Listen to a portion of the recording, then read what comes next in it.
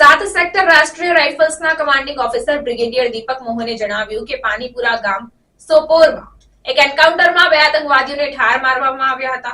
ભારતીય સેનાની જમ્મુ અને કાશ્મીર પોલીસ અને સીઆરપીએફ દ્વારા સંયુક્ત રીતે ઓપરેશન 7 નવેમ્બરની સાંજે શરૂ કરવામાં આવ્યું, જ્યારે આતંકવાદીઓની હાજરી વિશે ચોક્કસ ગુપ્તચર માહિતી મળી હતી। पिछले कुछ समय से हमें खबर थी कि बारामूला डिस्ट्रिक्ट के सोपोर इलाके में टेररिस्ट की कुछ हरकत है। 7 नवंबर की शाम हमें स्पेसिफिक इंफॉर्मेशन मिली कि पानीपुरा गांव में 2 आतंकवादी छुपे हुए हैं। इस स्पेसिफिक इंफॉर्मेशन पर भारतीय सेना, जम्मू एंड कश्मीर पुलिस और सीआरपीएफ ने मिलकर एक कोऑर्डिनेट सर्च ऑपरेशन किया, जिस दौरान हमारे बहादुर जवान इलाके की घेराबंदी कर रहे थे। घर में छुपे टेररिस्ट ने उन पर फायर खोला।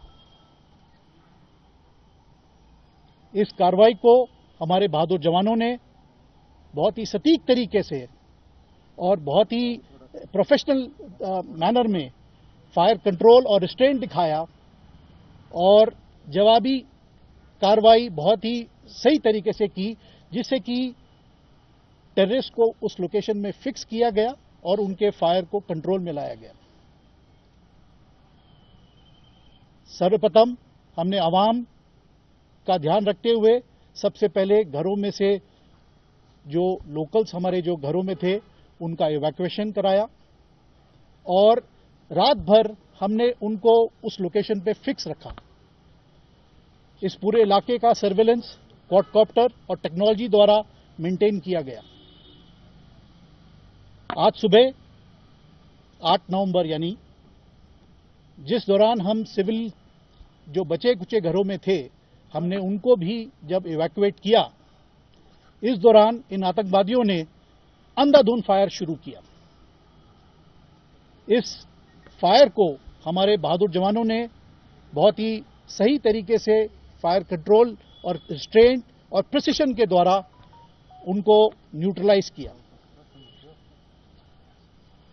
ये दोनों आतंकवादियों के पास से भरी मात्रा में वॉरलाइक स्टोर्स और अदर मटेरियल मिले हैं और इनकी शिनाख्त जारी है। जितना हमें सामान और हमारी सूझबूझ है इसके मुताबिक हमें ये पता लगता है कि ये आतंकवादी नॉर्थ कश्मीर में पिछले कुछ रोजों से ऑपरेट कर रहे थे और इनका मारा जाना सिक्योरिटी फोर्सेस के लिए एक बहुत बड़ी कामयाबी है। जैसा कि आप जानते हैं, पिछले कुछ हफ्तों से सिक्योरिटी फोर्सेस ने मिलकर यानी कि भारतीय सेना, जम्मू एंड कश्मीर पुलिस और सीआरपीएफ और अन्य एजेंसीज सब ने मिलकर आतंकवादियों पर एक बहुत ही प्रोएक्टिव तरीके से ऑपरेशंस लॉन्च किए हैं और इस कार्रवाई के दौरान हमें बहुत सफलताएं भी मिली हैं, जिसमें कि काफी नामी आतंकवादियों का भी सफाया हुआ है। इस सभी कार्रवाई में हमें कश्मीरी अवाम का भरपूर सहयोग मिला है और इसके लिए हम उनके बहुत आभारी हैं।